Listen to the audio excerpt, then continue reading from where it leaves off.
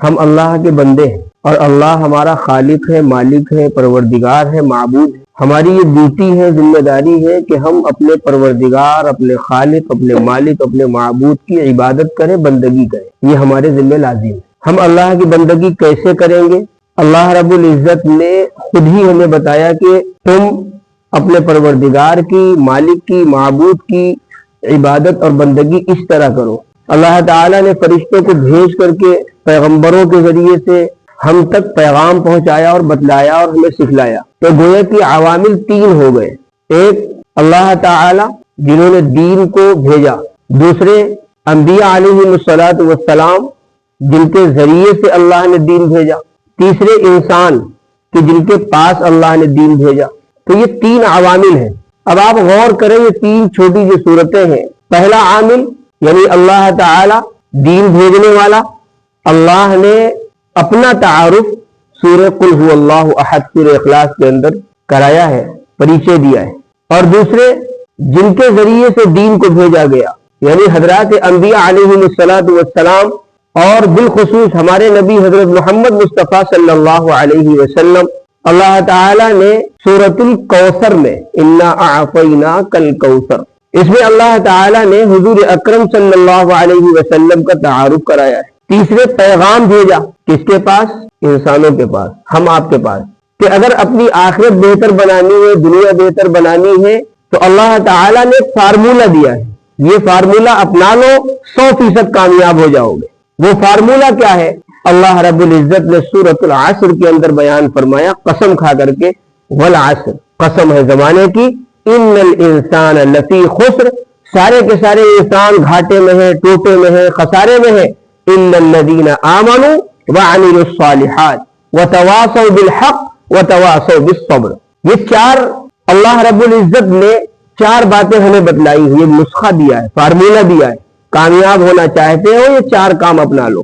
الا الذین آمنوا، گھاٹے میں وہ لوگ نہیں ہیں جو ایمان لے آئے ہیں، مومن ہیں، دوسرے نیک اعمال وہ کر رہے ہیں، تیسرے صرف کر ہی نہیں رہے ہیں، دوسروں کو بتلا بھی رہے ہیں، سکھلا بھی رہے ہیں، اور چوتھی چیز ہے کہ اس سکھلانے میں جو ان کو پریشانیاں لاحق ہو رہی ہیں، لوگوں کی طرف سے مصیبتیں جو آ رہی ہیں، جو مظالم ہو رہے ہیں، ان پر وہ صبر بھی کر رہے ہیں۔ یہ چار باتیں اللہ رب العزت نے بتلائیں۔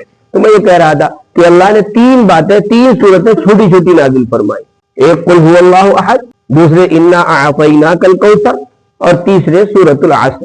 اب تینوں کیوں نازل فرمائی چھوٹی صورتیں؟ تاکہ ہر بندہ، ہر انسان ان کو یاد کر سکے۔ اب اگر کوئی ایسا ہے کہ اس کو یہ صورتیں بھی نہیں یاد ہے تو ظاہر سی بات ہے وہ انتہائی محروم القسمت انسان ہوگا، کہ بھئی قل هو اللہ احد ہر مسلمان کو یاد ہوتی ہے، انا اعطیناک الکوثر ہر مسلمان کو یاد ہے، والعصر جس میں ہمارا فارمولہ بیان کیا گیا ہے، چھوٹی سی صورت ہے، ہر مسلمان کو یاد ہونی چاہیے۔ تو اللہ رب العزت نے یہ تین چھوٹی صورتیں اسی لیے نازل فرمائی تاکہ ہر بندہ یاد کر سکے، ہر مسلمان یاد کر سکے۔ بہرحال اللہ رب العزت نے یہ جو چھوٹی سی صورت نازل فرمائی، قل هو اللہ احد، جو میں نے تلاوت کی تھی، قل هو اللہ احد اللہ الصمد لم یلد ولم یولد ولم یکن له کفوا احد، اس کو حدیث میں تہائی قرآن قرار دیا گیا ہے۔ تہائی قرآن کا مطلب ہم آپ کے ذہنوں میں یہ ہے کہ ایک مرتبہ سورہ قل هو اللہ احد پڑھ لے تو ایک تہائی قرآن پڑھنے کا ثواب ملے گا، دو مرتبہ پڑھ لے تو دو تہائی قرآن پڑھنے کا ثواب ملے گا، تین مرتبہ پڑھ لے تو پورا قرآن پڑھنے کا ثواب ملے گا۔ یہی ذہنوں میں مطلب ہے کہ تین مرتبہ قل هو اللہ پڑھ لے، کہا بھی جاتا ہے، لیکن اس کا حقیقی مطلب کیا ہے؟ تہائی قرآن کیوں کہا گیا ہے؟ اس کی وجہ یہ ہے، دین نام ہے عقائد کا اور اعمال کا۔ کس کا؟ عقائد کا، عقیدوں کا، اور اعمال کا نام دین ہے۔ دین کے دو مجموعے ہیں، عقائد اور اعمال۔ پھر بنیادی عقیدے تین ہیں۔ نمبر ایک توحید، اللہ کو ایک ماننا، اس کے ساتھ کسی کو شریک اور ساجی نہ بنانا، تو اللہ کو ایک ماننا، یہ توحید ہے، بنیادی عقیدہ ہے، سب سے بنیادی عقیدہ۔ دوسرا عقیدہ ہے رسالت کا، حضرات انبیاء علیہ السلام کو اللہ نے بندوں کی ہدایت کے لیے بھیجا، ان پر اپنا دین اتارا، اپنی کتابیں نازل کی، تو تمام نبیوں، تمام پیغمبروں، تمام رسولوں پر ایمان لانا، آمنت باللہ وملائکتہ وکتبہ ورسلہ، رسولوں کو ماننا۔ پھر ہمارے نبی حضرت محمد مصطفیٰ صلی اللہ علیہ وسلم سب سے آخری نبی ہے، اس بات پر ایمان لانا۔ تو دوسرا عقیدہ ہوا رسالت۔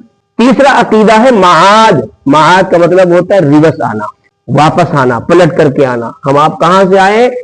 عالم ارواح سے آئے ہیں، اللہ کے پاس سے آئے ہیں دنیا میں، اور یہ پورا سفر چل رہا ہے، چلتے چلتے پھر ہم واپس چلے جائیں گے وہیں اللہ کے پاس۔ آخرت میں اللہ تعالیٰ جمع فرمائے گا، اسی کو ہم کہتے ہیں والیوم الآخر، قیامت کے دن پر، آخری دن پر، لاسٹ ڈے پر ایمان لانا۔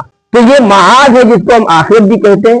تین بنیادی عقیدے ہوئے، کون کون؟ نمبر 1 توحید، اللہ کو ایک ماننا۔ نمبر 2 نبی صلی اللہ علیہ وسلم کو آخری رسول ماننا اور تمام پیغمبروں پر ایمان لانا۔ تیسرا بنیادی عقیدہ آخرت، آخرت پر ایمان لانا، جس کو معاد کہا جاتا ہے۔ اب آپ غور کریں، پورا قرآن انہی تین بنیادی عقیدوں سے بھرا پڑا ہے، اللہ کا تعارف، رسولوں کا تعارف اور آخرت کے بارے میں عقائد بیان کیے گئے۔ تو اب تین جو مضمون میں بیان کیے گئے تھے، ان میں سے اللہ رب العزت نے ایک مضمون کو یعنی توحید کو اللہ نے سورہ قل هو اللہ احد کے اندر مکمل طور پر بیان کر دیا، اس لیے اس کو کہا جاتا ہے 1/3 قرآن۔ ایسے ہی سورہ قل یا ایھا الکافرون کو 1/4 قرآن کہا جاتا ہے۔ کیوں؟ تین بنیادی عقیدے جو بھی ذکر کیے یہ ہو گئے، اور شروع میں نے کہا تھا دین کس کا نام ہے؟ عقیدوں کا اور اعمال کا۔ تو سورہ قل یا ایھا الکافرون کے اندر عمل بیان کیا گیا ہے کہ تمہیں بندگی کرنی ہے، کیسے بندگی کرنی ہے؟ قل یا ایھا الکافرون، اے کافروں، آپ کہہ دیجئے اے کافروں، لا اعبد ما تعبدون، جن مورتیوں کی تم پوجا کرتے ہو میں ان کی پوجا نہیں کرتا، میں ایک اللہ کو مانتا ہوں۔ لا اعبد ما تعبدون ولا انتم عابدون ما اعبد، اور ان مورتیوں کی پوجا کرتے ہوئے تم ایک اللہ کی عبادت کرنے والے قرار نہیں دیے جا سکتے۔ یہ تو شرک ہے، شرک بھی کرو ایک اللہ کیسے ماننے والے ہو جاؤ گے؟ ہو ہی نہیں سکتا ہے۔ ولا انتم عابدون ما اعبد، اور اس کے بعد لا اعبد ما تعبدون ولا انتم عابدون ما اعبد، اور نہ ہی میں تمہارے بتوں کی آئندہ پوجا کروں گا، اور نہ ہی تم اپنے بتوں کی پوجا کرتے رہنے کے ساتھ ساتھ میرے ایک اللہ کی عبادت کرنے والے قرار نہیں دیے جا سکتے۔ لکم دینکم ولی دین، تمہارے لیے تم کو تمہارے عمل کی جزا ملے گی اور ہم کو ہمارے عمل کی جزا ملے گی، ہم جیسا کریں گے ویسا بھریں گے، تم جیسا کرو گے ویسا بھرو گے۔ تو اللہ نے اس میں عبادت کے بارے میں بتایا ہے، اعمال کے بارے میں۔ تو اب گویا کہ 4 حصے ہو گئے، توحید، رسالت، معاد آخرت، اور چوتھا عمل۔ اس وجہ سے اس کو 1/4 قرآن قرار دیا گیا۔